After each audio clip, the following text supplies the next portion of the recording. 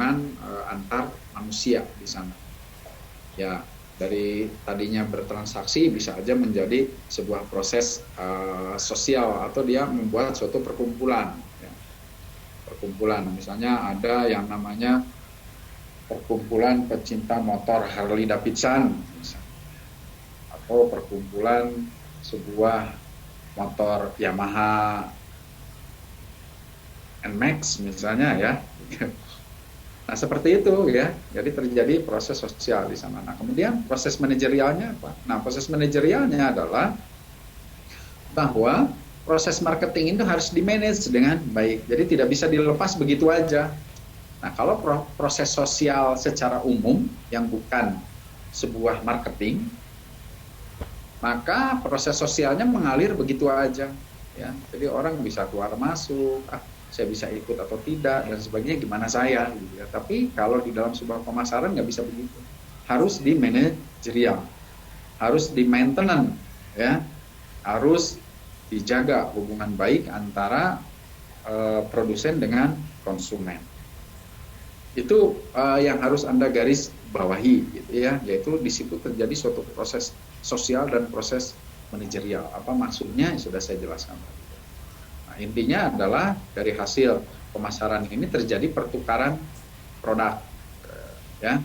Ada yang menerima barang, ada yang menerima uang, atau ada yang menerima barang, ada yang mengeluarkan uang dengan nilai tertentu. Itu intinya dari sebuah proses pemasaran. Nah, perubahan pandangan terhadap pemasaran di zaman awal bahwa pemasaran itu belum dianggap sebagai sesuatu yang penting. Di tahap awal ya, bahwa produk pemasaran itu ya sama dengan proses keuangan, sama dengan proses personalia, sama dengan proses produksi, jadi disamakan atau disetarakan dulu. Malah zaman dulu mungkin orang akan jauh lebih memandang kalau kedudukan kita berada di produksi ya. Jadi kalau zaman saya dulu ya tahun 90-an ya, pada saat kita kerja di sebuah perusahaan misalnya, ya produksi ini yang mendominasi, bahwa tanpa produksi kita nggak bisa gajian gitu ya. Jadi betul-betul orang produksi ini menjadi posisi yang sangat penting pada saat itu, karena manusia kan masih sedikit, kemudian barang juga masih sedikit, kompetisi juga masih sedikit, sehingga pada saat kita mempunyai produk baru, waktu itu zamannya obat batuk hitam yang produksinya Kombipan gitu, itu orang udah nggak usah promosi, istilahnya udah pasti nyari gitu ya, karena nggak ada lagi produk yang sejenis obat batuk hitam, harganya murah tapi kualitasnya bagus, sehingga orang produksi ini menjadi sesuatu hal yang sangat penting gitu di sebuah perusahaan. Kemudian mulai bergeser bahwa pemasaran sebagai fungsi yang lebih penting lagi. Ya, tadi dengan munculnya kompetitor ya, ada obat-obat batuk hitam yang lain gitu, ada obat batuk hitam herbal muncul, sehingga dianggap bahwa sebuah pemasaran ini harus lebih ditingkatkan kembali perannya di situ. Kemudian bergeser kembali pemasaran sebagai fungsi utama. Nah, saat ini sudah dianggap sebagai sesuatu yang penting, yang sangat penting. Kita punya barang, pasti ada saingan. Dan saingan itu akan jauh lebih cepat nih, pesaing-pesaing kita. Jualan apapun, kita lihat perkembangan kafe kopi misalnya, para pecinta kopi ya, maka itu akan banyak yang membuka kafe-kafe kopi selanjutnya atau berikutnya di situ. Sehingga faktor pemasaran ini menjadi sangat diutamakan. Kemudian pelanggan sebagai fungsi pengendali. Nah, pelanggan ini penting karena apa? Karena beliau yang mampu mengendalikan sebuah penjualan kita, gitu. Sehingga pelanggan ini harus dijadikan sebagai raja, ya, itu pelanggan sebagai raja. Nah, sehingga pada next berikutnya adalah pelanggan sebagai fungsi pengendali dan pemasaran sebagai fungsi integratif, ya.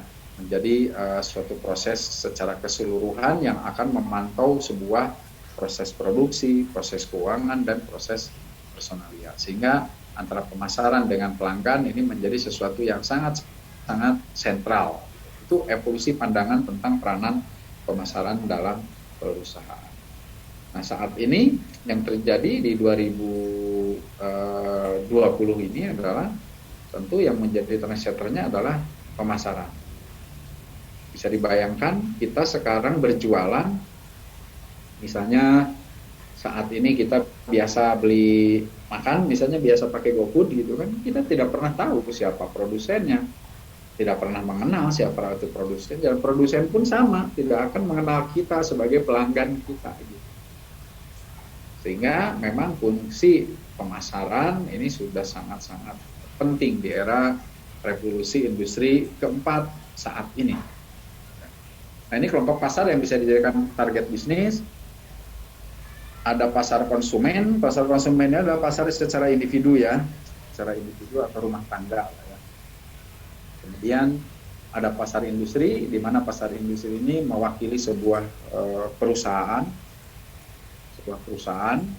sehingga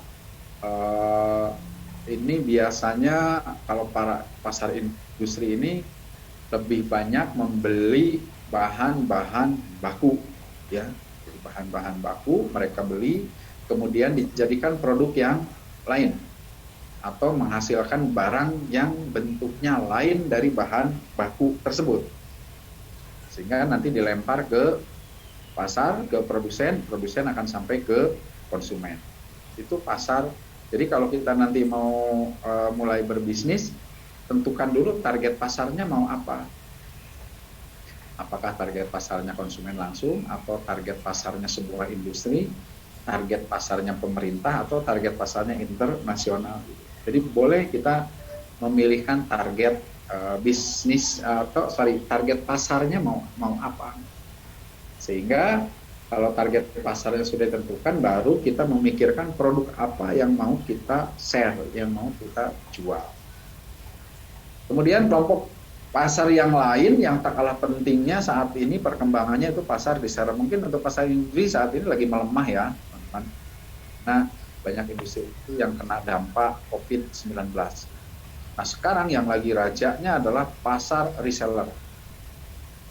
Kita berjualan saat ini betul-betul mengandalkan para reseller ini. Ini yang akan menguntungkan buat kita. Nah, reseller juga untung karena mereka pada saat berjualan, mereka sekarang ini tidak perlu untuk menyetok barang di rumahnya atau di tokonya gitu ya. Mereka cukup mencari pangsa pasar, para pasar konsumen langsung. Kemudian kalau ada orang yang beli, misalnya ada orang yang tertarik, maka dia akan kontak ke produsen untuk dikirim ke konsumen langsung. Jadi kalau bahasa saya ini adalah broker aja gitu ya. Kalau di dalam dunia properti yang dikenal dengan broker. Jadi dia banyak listing, banyak menjual produk-produk properti, mau rumah, mau tanah, mau ruko gitu. Tapi semuanya bukan punya dia. Semuanya bukan punya dia. Nah, itu disebut dengan pasar broker gitu kan, atau pasar reseller. Saat ini yang dikenal adalah lebih dalam lagi, namanya sekarang namanya dropshipper ya. Ada bahasa dropshipper. Nah, dropshipper ini ya begitu. Jadi dia hanya menjualkan barang-barang orang, sehingga saat ini kalau Anda mau berbisnis jangan berpikir, aduh saya mau bisnis apa ya, saya nggak punya modal gitu ya. Nah, padahal saat ini untuk mulai berbisnis tidak perlu menggunakan modal. Anda cukup menjadi reseller. Oke, sebentar ya, ada yang masuk. Halo, Salam. Oh iya, sebentar saya ngajar dulu ya. Ya, bentar ya. Nanti si ibu ke sana ya, ke kantor ya. Sebentar. Oke, sebentar.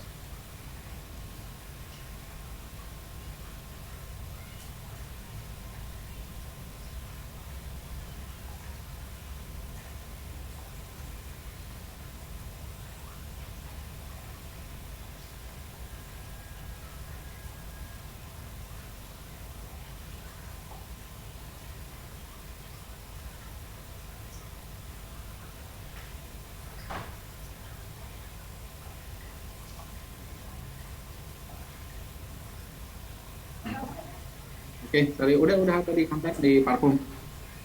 Oke, kita lanjutkan ya. Maaf, agak terganggu sedikit. Kemudian pasar-pasar yang berikutnya adalah pasar pemerintah. Nah, pasar pemerintah biasanya kalau kita mau memulai bisnis di bidang konstruksi atau bidang pengadaan. Ini biasanya begitu ya, pengadaan sama konstruksi yang akan banyak diserap oleh pasar-pasar pemerintahan. Maksudnya pemerintahan itu dalam artian ya Pemda lah ya, saya ini kan Pemda. Walaupun sebetulnya luas, arti pasar pemerintah itu luas gitu. Tapi kebanyakan yang saya pahami saat ini, pasar pemerintah itu kebanyakan adalah dia menginikan bahan-bahan atau barang-barang dan jasa konstruksi biasanya ya. Jadi kalau Anda nanti mau mulai berbisnis konstruksi, nah ini menjadi pangsa pasar yang atau kelompok pasar yang bisa dijadikan sebagai target bisnis kita, pasar pemerintah. Karena yakin kalau di pemerintah pasti dibayar gitu kan. Cuma biasanya hasil pengalaman kita bekerja sama dengan pasar pemerintah, biasanya pembayarannya saja yang lambat ya, lambat. Sama saja harus tersama kalau Anda nanti bekerja sama dengan pangsa pasar dari sebuah pemerintahan. Kemudian lebih jauhnya lagi pasar internasional, yaitu produk ekspor dan impor. Ya, kalau ekspor itu artinya kita mengirimkan barang kita dari Indonesia ke luar. Kemudian kalau import kita membeli barang dari negara lain masuk ke Indonesia, kemudian baru kita jual. Itu bisa menjadikan target pasar yang potensial ya. Tapi memang perusahaan kitanya harus besar dulu kalau udah di sini. Nah, ruang lingkup rencana pemasaran atau marketing plan, ini inti kegiatan dari marketing plan nanti yang Anda akan lakukan adalah analisis situasi atau peluang pasar. Saya ambilkan contoh misalnya saya mau bikin sebuah peluang usaha catering. Catering apa misalnya? Ya ada banyak segmennya. Ada yang catering misalnya untuk rumah tangga. Ada beberapa saat ini yang bagus ya. Pada saat pandemi dimulai, kita sangat sulit mendapatkan makanan dari luar. Karena banyak pedagang-pedagang yang tutup. Ya, ini menjadi peluang. Ini maksudnya ya, peluang pasar potensial apabila kita membuka catering rumahan. Itu disebut dengan analisis peluang pasar. Sehingga kita pun biasanya kalau untuk makan ya beli aja ke catering-catering rumahan, gitu kan, dikirim ke rumah dan kita nggak usah perlu masak. Gitu.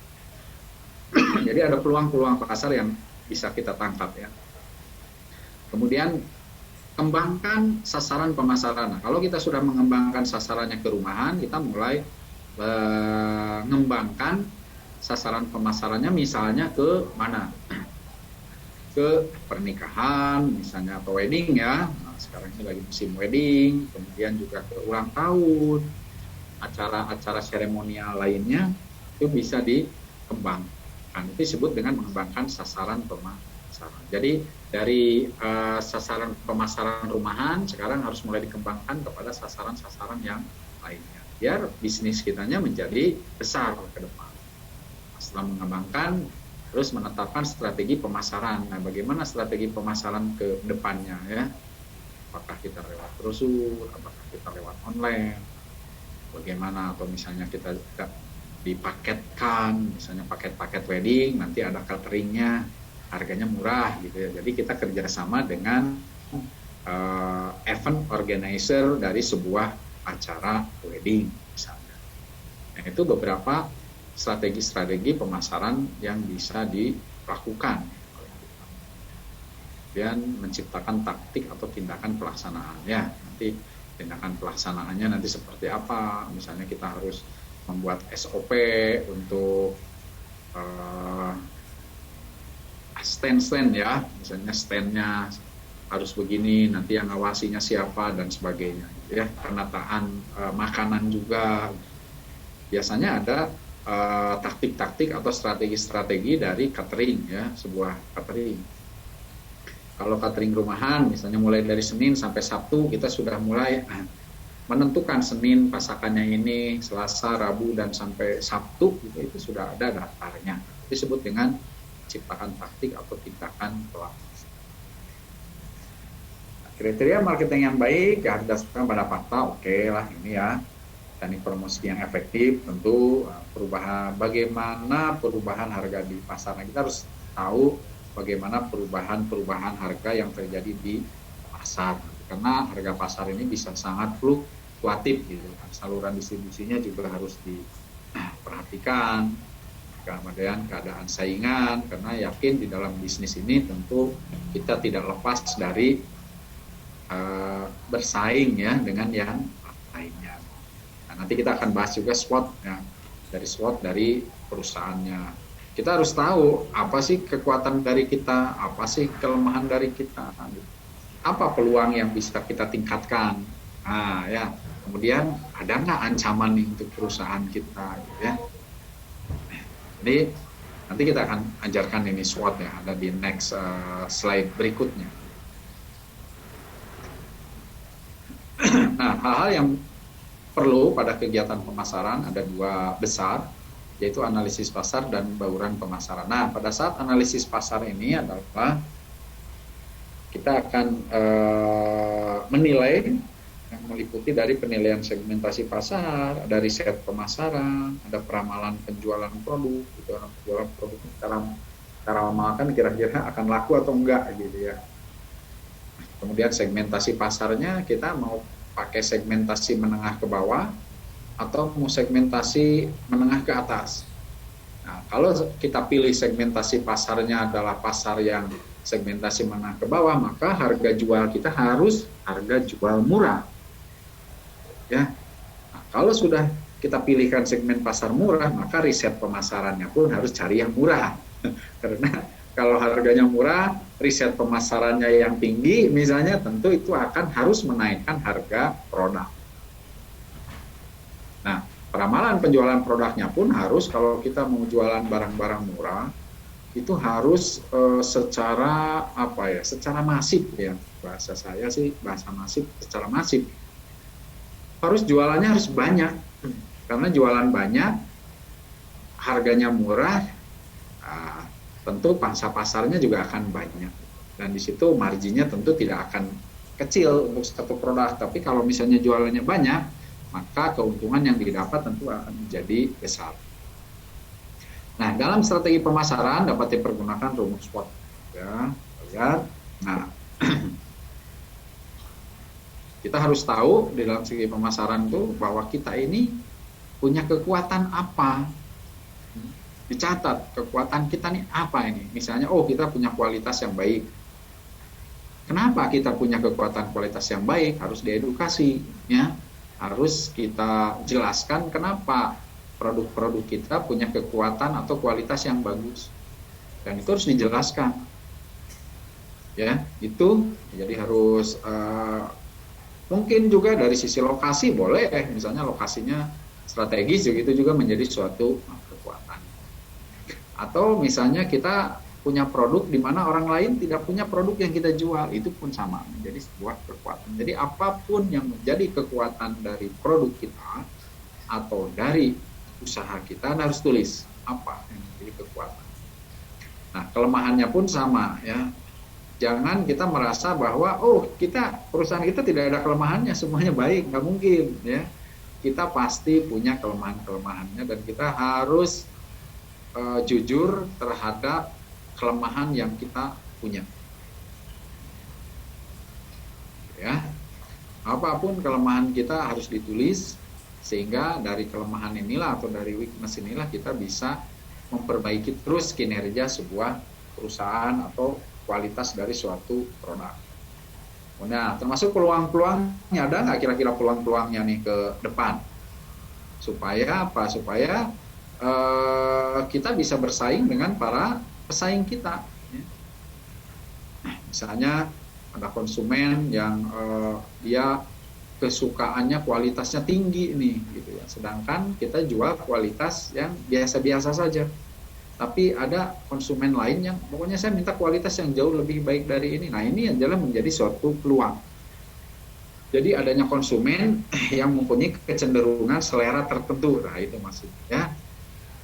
Nah, itu menjadi peluang juga buat kita gitu kan ya, bahwa ternyata ada segmen pasar yang baru nih. Artinya kita harus mampu membuat suatu produk di mana kualitasnya lebih baik dari produk yang sedang kita jual saat ini.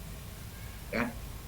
Kalau kita misalnya, ini contoh aja lah ya supaya saya mudah menjelaskannya. Misalnya saya bisnis di parfum, misalnya saya menjual namanya paket super, jadi ada yang kualitas super.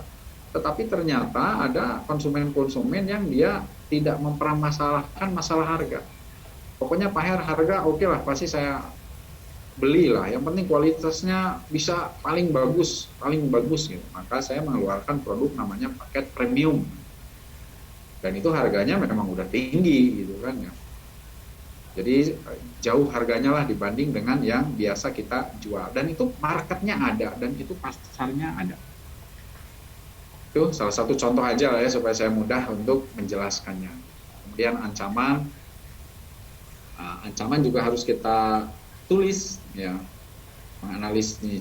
Perlunya calon pengusaha menganalisis berbagai kemungkinan yang dapat mengancam merusaknya strategi pemasaran yang sedang dijalankan. Jadi harus dicek kira-kira ancaman apa yang ada di dalam strategi pemasaran yang akan kita lakukan. Misalnya Anda seorang karyawan yang tidak jujur ya pada saat melakukan proses pemasaran. Nah, itu juga menjadi ancaman buat kita. Jadi ancaman itu kan bisa datang dari luar atau bisa datang dari dalam. Kalau dari dalam misalnya SDM tadi ya. Kemudian kalau dari luar berarti ada pesaing-pesaing kita yang menjual persis produknya dengan produk kita. Nah, itu adalah menjadi ancaman buat kita. Oke, lanjutkan. Nah, bauran yang ke B-nya adalah bauran pemasaran. Bauran pemasaran ada terdiri dari produk. Produk adalah yang akan dihasilkan dan dipasarkan tentu harus tampil baik, ya, kemudian punya kualitas yang bagus dan bisa sesuai dengan kebutuhan konsumen atau kebutuhan pelanggan. Nah, biasanya strateginya adalah kalau yang perusahaan yang belum punya logo, bikinlah saat ini untuk membuat logo ada aplikasi-aplikasi logo gratisan di Android ya. Ini jadi untuk bisnis saat ini udah sangat-sangat mudah gitu kan. Sangat mudah orang ingin membuat suatu bisnis saat ini. Karena semuanya udah disiapkan. Logo, motonya apa, merek juga sama, bisa kita ciptakan sendiri gitu kan. Kemasan, sudah banyak contoh-contoh kemasan di Google, di Instagram, kita tinggal datang ke tempat cetakan yang ini seperti ini, tolong didesainkan, itu gratis itu. Desain yang penting kita nyetak di mereka, ya, membuat label, membuat stiker, membuat dus, segala macam itu udah sangat-sangat mudah untuk saat ini. Dulu untuk membuat sebuah logo aja harus bayar mahal. Ya, menciptakan kemasan juga mahal, membuat label juga mahal. Sekarang udah sangat-sangat murah. Jadi saat ini adalah kalau orang yang mau berbisnis harus mulai dari sekarang. Price, oke, ini tinggi rendahnya suatu produk. Biasanya dipengaruhi oleh biaya produksi. Oke, kalau biaya produksinya tinggi, tentu harga produk menjadi tinggi. Mutu produk. Ini kalau mutu produk udah pasti mahal gitu ya. Kalau mutunya bagus ya pasti harganya akan turun. Tergantung juga situasi segmen pasar. Kalau segmen pasarnya adalah segmen pasar menengah ke atas ya kita bisa sangat mudah diserap oleh pasar tersebut. Kalau harganya pun mahal nggak ada masalah. Nah, ini beberapa metode dalam penetapan harga suatu produk. Saya ambilkan contoh. Ini menurut penentuan harga dapat dilakukan melalui, ada menurut pelanggan, ada pelanggan sekunder, ada pelanggan primer. Jadi misalnya kalau saya di bisnis ini ngasih bintang ya, ada pelanggan bintang 1, ada pelanggan bintang 2, ada pelanggan bintang 3. Kalau bintang 1 itu udah pelanggan yang loyal sama kita. Jadi kalau udah habis barangnya pasti belinya ke kita lagi. Ini disebut bintang 1. Itu harganya pun dibedakan ya. Misalnya kalau yang bintang 1 kasih diskon 20%. Kalau bintang 2 kita kasih diskon 10%. Kalau bintang 3 misalnya belum kasih diskon. Seperti itu ya. Jadi penetapan penetapan harga itu bisa dilakukan berbagai cara. Kemudian yang kedua bisa menurut bentuk produk. Kalau misalnya ukurannya, ya bentuknya ada yang kotak, ada yang bulat, misalnya dan sebagainya, itu bisa harga tentu bisa berbeda. Misalnya ada produk yang ya sekali lagi saya contohkan karena kebetulan saya bisnis di parfum, jadi mohon maaf nih kalau saya ngasih contoh-contohnya yang sederhana aja ya. Misalnya ada bentuknya bulat, kemudian ada bentuknya ukurannya kotak gitu ya. Volumenya sama tapi bentuknya berbeda gitu. Itu tentu harganya pun akan sangat berbeda harganya. Padahal isinya sama, tapi karena bentuknya berbeda, yang ini lucu, yang ini elegan gitu, yang ini botolnya biasa-biasa saja, ya harganya tentu lebih murah. Itu contoh menurut bentuk produk. Kalau menurut tempat, ya tempat bisa berdasarkan negara ya. Contoh berdasarkan negara gini. Misalnya kalau Anda jalan-jalan ke luar, misalnya ke Malaysia lah ya, yang paling dekat, atau Singapura misalnya paling dekat, Anda akan banyak menemukan barang-barang yang sebetulnya berasal dari Indonesia. Misalnya kaos gitu ya. Di Singapura itu, kaos itu asalnya adalah dari Bandung. Ya. Cuma orang Bandung pintar ngasih logo-logo Singapura, ada tulisan made in Singapura misalnya, dan sebagainya. Padahal sebetulnya yang buatnya orang Indonesia bikin kaosnya. Nah, kalau dijual di Singapura tentu akan menjadi mahal harganya. Ya. Satu kaos kalau di Indonesia misalnya bisa di pasar baru lah ya, ada yang 50.000, ada yang 60.000 gitu ya kan. Kalau untuk cendera mata biasanya kaos-kaos biasa aja, kaos oblong gitu ya. Tapi kalau di Singapura beli itu bisa 250.000. Jadi berdasarkan negara atau berdasarkan tempat itu harga bisa berbeda. Ini contoh. Kemudian waktu. Nah, kalau waktu biasanya kalau yang jualan-jualan, kalau Senin, nah itu ada harga-harga murah. Misalnya ada promo setiap hari Senin dan Selasa diskon 10%. Itu menurut waktu ya. Kemudian penginapan di hotel misalnya, kenapa kalau malam Sabtu, malam Minggu harganya bisa mencapai 2 kali lipat. Apalagi pada hari raya atau libur panjang. Ya, itu harganya bisa berkali-kali lipat. Itu disebut harga bisa dimodifikasi berdasarkan waktu. Ya, termasuk tiket pesawat gitu, dan sebagainya. Penetapan harga untuk produk baru bisa menggunakan market skimming pricing, ada market penetration pricing. Kalau yang pertama adalah harga awal produk ditetapkan setinggi-tingginya dengan tujuan produk dan jasa memiliki kualitas tinggi. Jadi artinya kita menetapkan harga awalnya memang tinggi, ya. Jadi udah tinggi, menentukan harga awalnya udah tinggi, sehingga produknya biasanya harus produk yang mempunyai kualitas yang tinggi. Kalau jasa pun sama, jasanya juga harus memiliki kualitas yang baik dibanding dengan yang lain. Tapi ada juga yang mengambil market penetration pricing. Jadi marketnya itu senangnya adalah harga-harga produk serendah mungkin. Pokoknya yang penting murah gitu ya. Nah, dengan tujuan untuk menguasai pasar, karena masing-masing punya pasarnya. Misalnya, kenapa ada harga rumah murah, ya, ada rumah menengah, ada yang rumah mahal. Kenapa yang mahal? Misalnya saya ambil contoh Kota Baru, misalnya. Harga Kota Baru itu harga rumahnya udah di atas 1 miliar. Tapi kenapa laku? Karena yang disasar adalah market skimming pricing. Penetapan harganya adalah mengikuti market skimming pricing. Jadi pangsa pasarnya bukan pangsa pasar menengah ke bawah, dia menengah ke atas.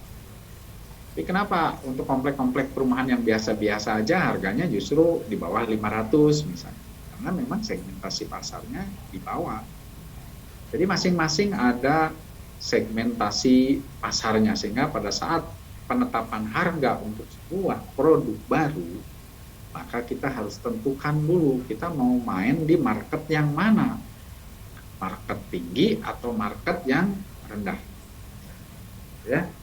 Nah, ini salah satu contoh menentukan metode penetapan harga suatu produk, ya, sebuah produk.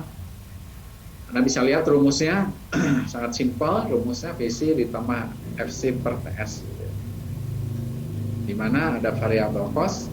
Variabel cost itu adalah biaya yang bisa berubah. Ini biaya yang bisa berubah-ubah biayanya, ya. Jadi kalau misalnya nanti harga produksinya atau kita kalau memproduksinya banyak, maka harga variabel cost-nya bisa lebih rendah, gitu kan. Tapi kalau misalnya produksinya lagi sedikit, misalnya, ini bisa berbeda, bisa turun, misalnya. Gitu. Nah, itu disebut dengan variable cost. Kalau fixed cost itu artinya sebuah harga yang tetap, ya, biaya yang dikeluarkan ini tanpa ada intervensi dari apapun. Contoh, misalnya sewa Anda bisnis kafe lah, ya, kafe. Kemudian Anda sewa tempat. Nah, sewa tempat ini tidak ada hubungannya dengan harga kopi yang kita jual, misalnya, nggak ada, gitu kan, ya. Orang yang mau menyewakan tempat, dia tidak mau tahu Anda mau jualan apa, harganya berapa, jumlah karyawan kita berapa, nggak ada peduli. Pokoknya saya mau menyewakan tempat ini harganya 15 juta per tahun, selesai urusan. Nah, itu disebut dengan fixed cost, ya. Apa gitu, ya. Kemudian gaji pegawai itu bisa fix, ya. Bisa fix atau juga sebetulnya bisa sebagai variabel juga sebetulnya kalau memang penetapan gajinya berubah-ubah. Gitu. Tapi rata-rata kalau gaji secara umum adalah dianggap sebagai fixed cost, karena gaji sudah ditetapkan untuk 1 tahun ke depan ini gajinya kamu sekian. Nanti naik lagi di tahun berikutnya naik 10%, berarti ya udah ditetapkan di awal, jadi sudah fixed cost, ya. Kemudian kalau total sales itu adalah total penjualan. Ini total penjualannya yang kita targetkan berapa. Misalnya targetkan 100.000 unit atau 100.000 pieces misalnya. Maka harga pokoknya yang tadinya 100 bisa menjadi 150. Karena ada harga pokok yang memang kita beli langsung atau HPP lah, ya. HPP-nya misalnya 100 misalnya. Ini saya harus ngejual berapa, ya? Nah, Anda tentukan juga fixed cost-nya berapa. Ada yang sewanya misalnya 5 juta misalnya, ya, terus total penjualannya 100.000, ya ada 50 rupiah per unit harus dimasukkan ke dalam harga. Jadi itu masuk di dalam harga. Makanya kalau kita berjualan itu tidak boleh misalnya HPP-nya itu 100 rupiah misalnya. Jangan langsung Anda tetapkan, udah kita jual aja 110 lah, kita ambil 10%, gitu. Itu salah. Karena ada variabel yang lain yang harus dimasukkan menjadi sebuah harga pokok. Ya, gitu, ya. Maka kenapa kalau kita beli rumah di perkampungan, rumah yang udah jadi, kenapa jauh lebih murah dibanding kita membeli rumah di perumahan? Nah, itu, ya. Karena apa? Karena di dalam perumahan itu di samping ada variabel cost, ada fixed cost juga. Misalnya fixed cost-nya adalah untuk jalan, untuk membuat sarana ibadah, untuk membuat taman, gitu. Nah, itu harus diambilkan dari masuk harga pokok nantinya, gitu, ya. Sehingga tentu akan menjadi mahal. Jadi yang mahal itu kayak di Kota Baru misalnya. Kenapa sih? Harga rumah tipe 45 gitu luas cuma 100, harganya udah 1 miliar. Karena kita juga turut membeli jalan, kita turut membeli pasung, jembatan, masjid, misalnya taman, itu sebetulnya kita beli, gitu. Itu, ya, maksudnya, ya. Jadi ada sistem cost plus pricing, gitu, ya. Nah, ini biasanya dilakukan oleh bisnis-bisnis di properti juga ya, dipakai dengan metode ini. Oke, kalau cost plus pricing dengan markup, ini mau di markup berapa persen? Kalau 20% masukkan aja di situ laba yang diinginkan 0,2. Nah, 0,2 itu berasal dari 20/100 ya. Anda tinggal masukkan aja di situ.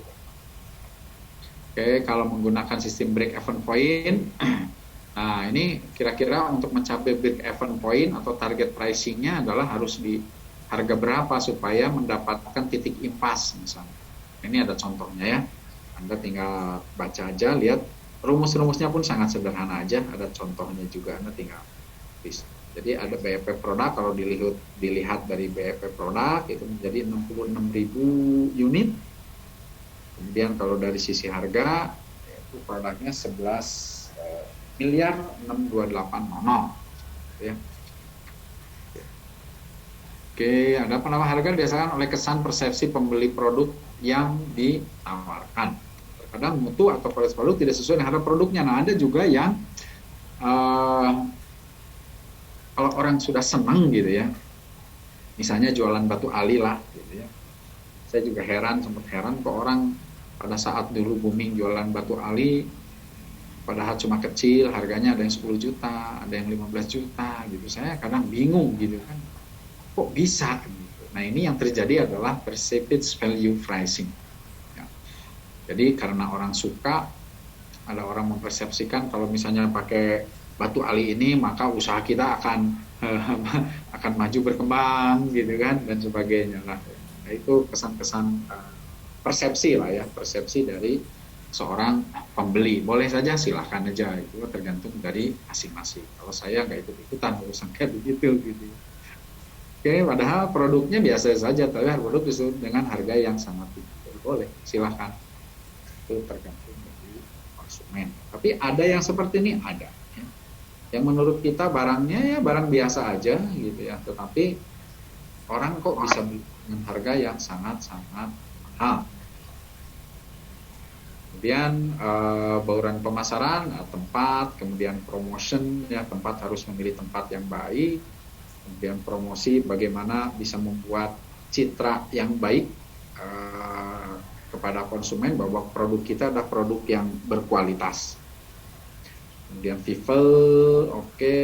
Kemudian, nah ini bukti fisik yang dimiliki oleh perusahaan dan jasa, jadi harus ada bukti fisiknya apa gitu.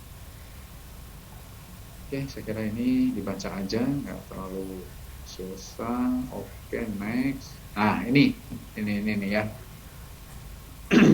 Anda pelajari yang atasnya aja dulu ya, nanti yang bawah juga pasti Anda akan bisa.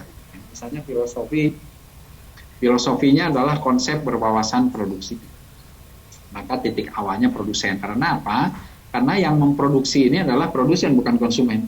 Jadi wawasannya ke produksi, maka titik awalnya adalah produsen. Anggapan produsen tentang konsumen adalah konsumen dianggap menyukai produk yang murah dan mudah diperoleh. Misalnya begitu. Jadi strateginya adalah bagaimana kita membuat suatu produk yang murah. Karena produsen ini menganggap bahwa konsumen saat ini informasinya menyukai barang-barang yang murah gitu. Udah murah, mudah diperoleh lagi. Maka produsen akan merancang sebuah strategi di mana biaya untuk produksinya harus murah. Kemudian didistribusinya harus massal.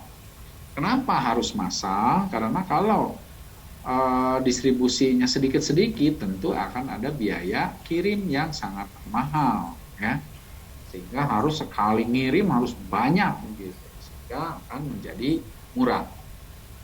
Kemudian tujuan yang dicapai adalah laba melalui volume penjualan. Jadi labanya mungkin kecil per piecesnya atau per unit produknya gitu kan ya, tetapi laba akan dilihat dari volume penjualan dengan margin per unit rendah. Nah iya itu ya, jadi margin per unitnya rendah, tetapi akan kita ambilkan melalui volume penjualan yang masif begitu, atau yang secara massal. Itu contoh membaca ini ya. Misalnya yang kedua sama Nah, ini konsepnya berwawasan produk. Nah, ini bukan produksi, tapi ini filosofinya berwawasan produk. Sama, yang membuat produk itu adalah produsen. Nah, kemudian menurut produsen, konsumen dianggap menyukai produk yang berbasis. Jadi ada wacana, yuk kita ambil segmen yang kelas menengah ke atas. Karena konsumen ini dianggap punya produk yang maka merancang produk yang berkualitas tinggi melalui inovasi. Jadi jangan melalui produk-produk yang biasa-biasa saja, harus beda dari yang lain. Laba melalui penjualan dengan margin unit tinggi. Jadi kalaupun misalnya penjualan di sininya rendah, mereka tetap punya untung karena margin per unitnya tinggi. Misalnya ambilkan contoh kembali ya yang dilakukan saya. Kalau saya jual parfum biasa, misalnya tadi kembali paket super, itu saya ambil marginnya dikit gitu kan ya. Karena apa? Laba penjualannya dari volumenya cukup tinggi. Tapi kalau tadi yang berkualitas premium itu sedikit keluarnya, tapi saya ambil marginnya tinggi gitu ya. Seperti itu cara contoh lah ya, contoh saja supaya Anda mudah untuk mencernanya. Nah, lain-lain di bawah Anda bisa baca sendiri ya.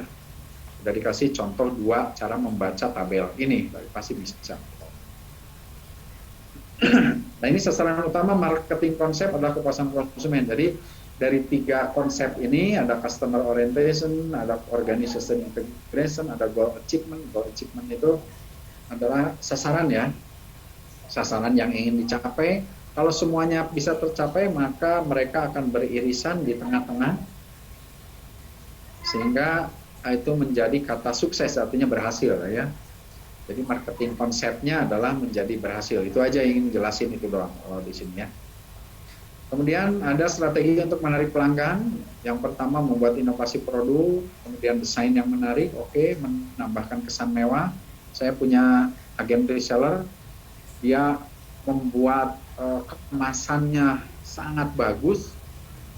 Kemudian parfumnya dikasih warna menarik, gitu kan.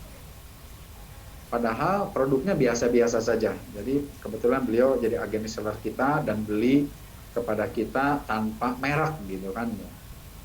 Ya ininya biasa-biasa aja, kualitasnya minta ke dia kualitas yang murah, gitu ya. Kualitas yang murah. Hanya 20.000 per botol ya, harganya yang parfum 30 mili. Pak Her, saya buatkan parfum harga 20.000. Dia bikin desain, kesan mewah dan sebagainya. Saya tanya, dijual berapa? Dijualnya 60.000. Nah, kenapa? Karena desain yang menarik tadi laku, sangat laku. Karena dia membuat desain sedemikian menarik dan menambah kesan mewah. Jadi memang dusnya itu mewah banget. Jadi orang-orang yang dari luar negeri begitu masuk ke Bandung itu dijadikan sebagai cenderamata dari Bandung, sehingga mereka bawa ke luar negeri sana. Mungkin menurut mereka yang murah, harga 60.000 gitu kan. Jadi pangsa pasarnya dia mengambil pangsa pasar turis luar negeri ya. Di samping juga jualan online, ngirim ke Malaysia, ngirim ke Singapura. Tapi luar biasa orang ini ya. Dia tidak punya produk tapi dia bisa menjual produk itu sampai ke luar negeri ya. Ini salah satu peluang yang bisa dijalankan pada saat pandemi saat ini. Kemudian strategi yang lainnya, kita cari harga yang terjangkau ya, sehingga dapat dibeli oleh semua kalangan. Kemudian beri potongan atau beri diskon untuk pembelian jumlah tertentu. Misalnya kalau beli 1 lusin dapat diskon 10%. Boleh itu juga ya. Berikan servis yang sesuai. Servis itu misalnya kita kasih pengiriman cepat. Jadi pada saat dia hari ini order atau dia ini beli via online, kita langsung kirim saat ini juga. Jadi dia kaget gitu kan, kok baru juga ini sudah dikirim padahal belum dibayar misalnya. Nah, itu salah satu servis gitu kan buat pelanggan-pelanggan kita. Yang penting apa? Pelanggannya memang bukan pelanggan baru ya. Kalau pelanggan baru ya harus upayakan transfer dulu.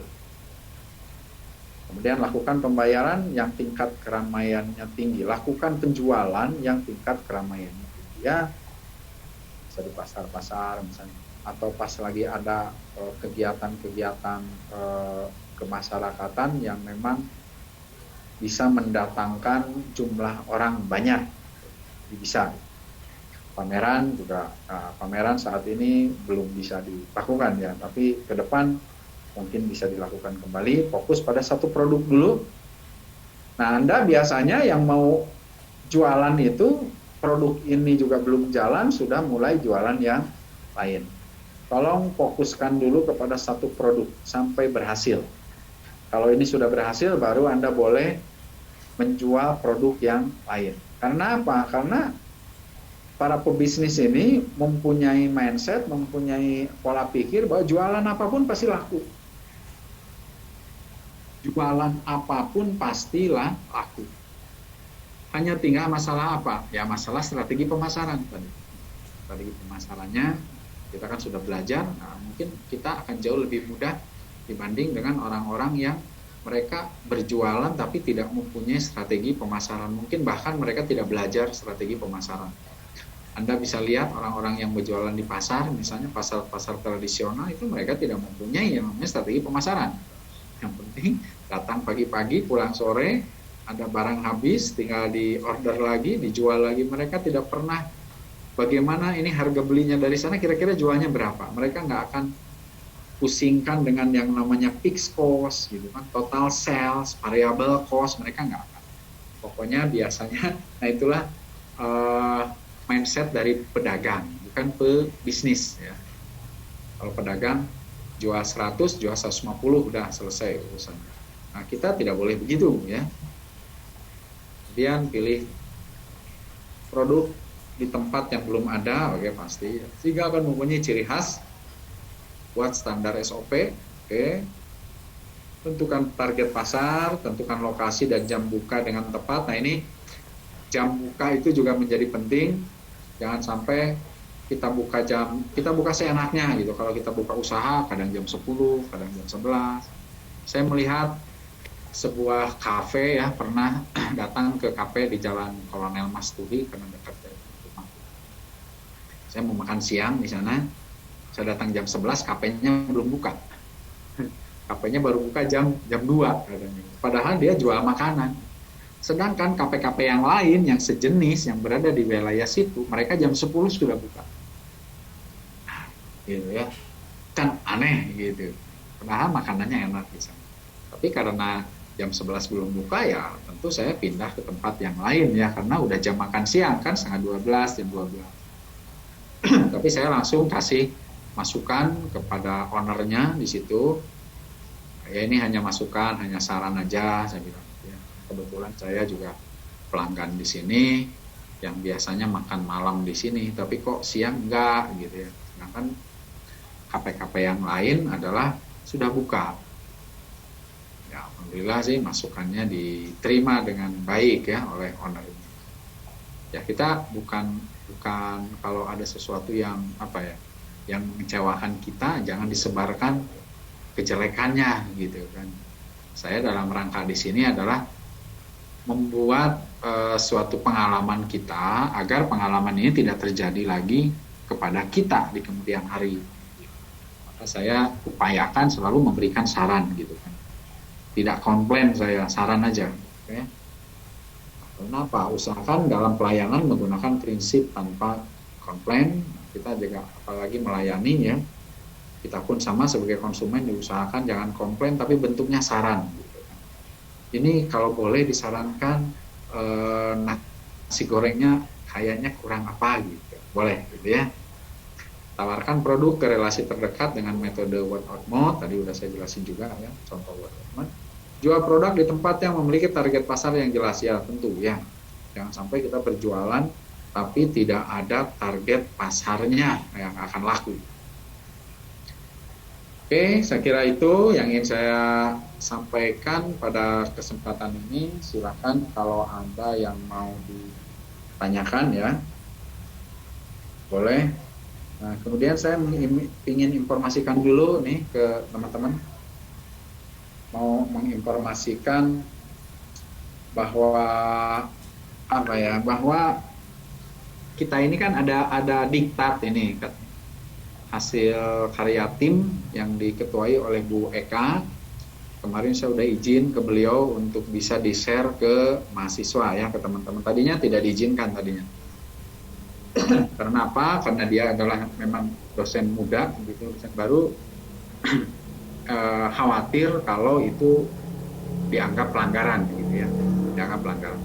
Nah, saya udah kasih penjelasan bahwa selama diktat itu tidak ada tulisan penerbitnya, kemudian selama diktat itu tidak diperjualbelikan, selama diktat itu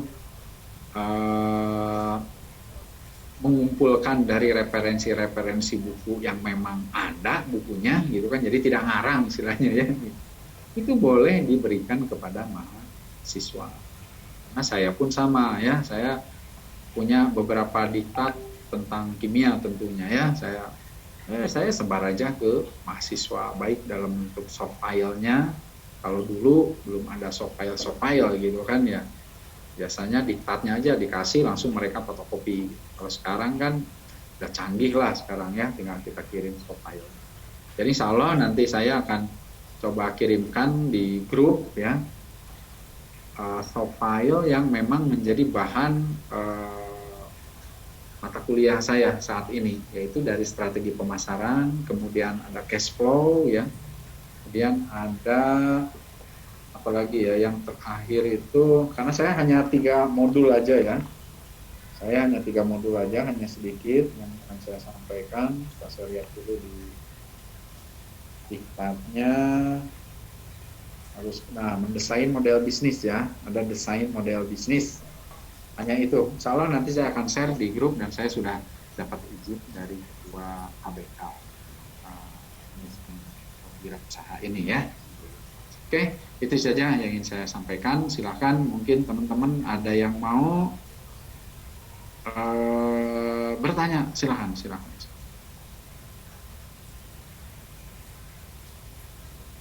Oke, ada pertanyaan nggak? Kalau nggak ada ya. Sementara ini belum ada pertanyaan ya. Oke. Ya Pak, belum. Oke ya. Tapi tolong materi kuliahnya Anda baca betul ya, yang tentang strategi pemasaran. Karena kemungkinan nanti di berikutnya saya akan mulai masuk ke cash flow ya. Akan belajar di cash flow. Saya juga akan coba ngasih contoh bagaimana cara membuat sebuah laporan keuangan atau arus kas untuk sebuah usaha kecil. Nanti di minggu depan ya, sehingga untuk strategi pemasaran yang slide berapa itu ya, slide strategi pemasaran 2 kalau nggak salah, tolong Anda baca betul, Anda pelajari betul ya, dan saya pun nanti akan kirim diktatnya, akan kirim file diktatnya ya. Oke, saya kira cukup. Kalau tidak ada pertanyaan, saya cukupkan sekian, dan jangan lupa bagi yang belum saya belum absen, saya cek dulu ya, absennya di Google Classroom udah ada berapa orang yang absen. Baru 32 ya, 32 ya. Ada 32 orang. Ini totalnya ada berapa orang kita nih? 33 atau 32 semuanya? Saya cek di absen ya, saya stop dulu absennya. Nah, ini ada 33 orang ini. Tapi yang ngisi absen baru 32 orang, berarti ada 1 orang yang tidak masuk. Ada yang bisa ngasih tahu 1 orangnya siapa? Biar saya nggak usah. Izin bicara Pak. Boleh, silakan. Saya belum absen di Classroom Pak, tapi udah join di Zoom dari tadi Pak. Oke. Coba dulu absen dulu di ini. Di Classroom ya. Biar saya mau langsung isi absen semuanya hadir ini. Karena alhamdulillah di mata kuliah saya absenkan semua masuk ini ya.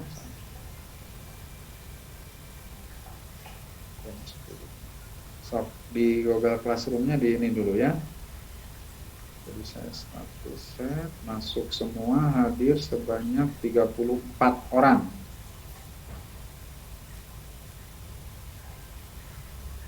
Atau ada satu orang yang nggak pernah hadir, siapa ya? Kok di saya selalu 33, terus ada mangkir satu, saya lupa lagi, sebentar saya cek yang mangkir.